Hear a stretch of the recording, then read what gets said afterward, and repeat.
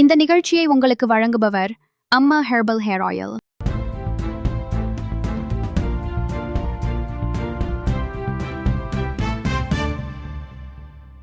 தமிழக சட்டமன்ற தேர்தல் 2026 பற்றி மாவட்டம் வாய்ஸையில் இங்கு பார்க்கலாம். திருச்சி கிழக்கு சட்டமன்ற தொகுதியில் தவேக தலைவர் விஜய் நிற்பதை ஒட்டி இப்போதே அத்தொகுதி பரபரப்பாக ஆகிவிட்டது. திமுக சார்பில் இனிகோ இருதயராஜ், அதிமுக சார்பில் மாநகர பொருளாளர் ராஜசேகரன், நாம் தமிழர் கட்சியில் மருத்துவர் கிருஷ்ணமூர்த்தி என்ற 4 முனை போட்டி நிலவி வருகிறது. திருச்சி கிழக்கு சட்டமன்ற தொகுதியை பொறுத்தவரையில் சோழிய வேளாளர், யாதவர், தேவேந்திர குலம், கிறிஸ்தவர்கள், இஸ்லாமியர் மற்றும் தலித் ஆகிய சமுதாயத்தை சேர்ந்த மக்களின் வாக்கு வங்கிகள்தான் இந்த தொகுதியின் வெற்றி வாய்ப்பை நிர்ணயம் செய்யும்.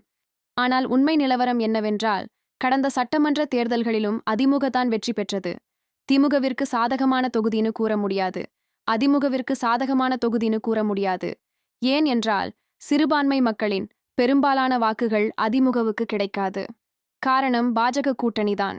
அந்த வகையில் இந்த தடவை சிறுபான்மை மக்களின் அதிக வாக்குகள் தவேக தலைவர் விஜய்க்கு தான் விழ அதிக வாய்ப்பிருக்கிறது.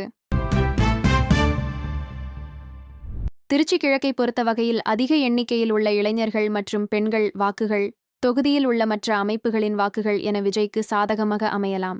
ஏற்கனவே 52,000 உறுப்பினர்கள் ஆன்லைனில் சேர்ந்துவிட்டார்கள். திழுகவிலும் இந்த தடவை இனிகோவை எதிர்த்து விஜய் நிற்பதால் அமைச்சர்கள் நேரு, அன்பில் மகேஷ் பொய்யாமொழி ஆகியோர் தங்களுக்கு விடப்பட்ட சவாலாகவே கருதுகின்றனர்.